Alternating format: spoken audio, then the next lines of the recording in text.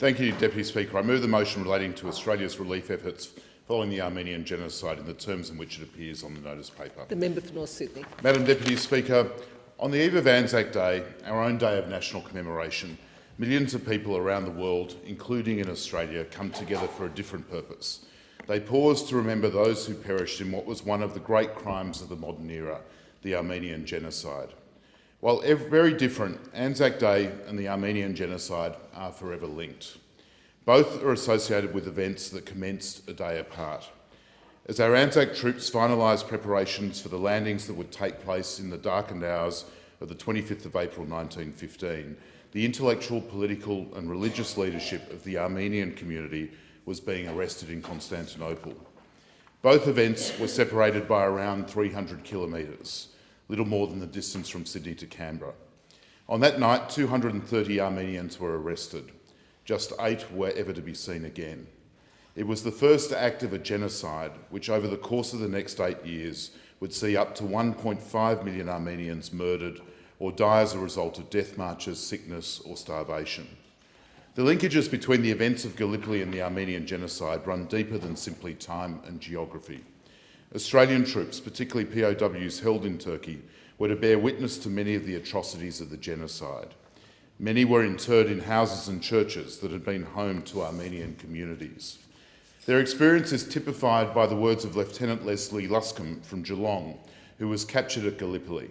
He wrote of witnessing at a railway junction in Western Turkey, and I quote, "On the platform, a considerable number of Armenian men and women and children were huddled together. Turkish soldiers armed with whips were driving the women and children into sheep trucks. It was evidently intended to transport them to some distant concentration camp. All the Armenian men that could be rounded up were liquidated."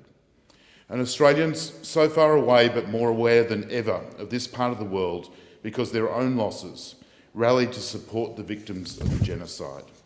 This motion recognises those efforts, which collectively represented the first major international humanitarian effort of our still relatively new nation. In so doing, they started a tradition that has typified our role in the international community. Be it through the work of individuals, non-government organisations, our religious institutions, or that of the federal government itself, Australia has proved time and again its generosity of spirit in helping those far from our shores in desperate need. The horrors of what was befalling the Armenian people motivated Australians from all walks of life, from the churches to our councils and parliaments, and equally importantly, among our citizenry. Those relief efforts began in Victoria with the establishment of an Armenian Relief Fund in 1915. By 1922, Armenian relief committees had been established in every state and territory, and an inspiring South Australian, the Reverend James Creswell, was to become the national leader of Australia's contribution. Through those relief funds, the equivalent of some $1.5 million in today's terms was donated to help Armenian orphans and survivors, an incredible contribution from a nation that was emerging from its own losses during the Great War. In addition to financial relief, Australians donated urgently required food and other goods, and many travelled to the region to work in orphanages that became homes to tens of thousands of children who had lost their parents in the genocide. The efforts of those Australians who lent the hand of help and friendship across the globe should be recognised by this Parliament, as they represent an important part of the early narrative of our own nation. We should be proud of their contribution and ensure that they are appropriately commemorated. In so doing, we will also be sending a powerful reminder that Australians will always stand against those who seek to commit acts of genocide or ethnic cleansing.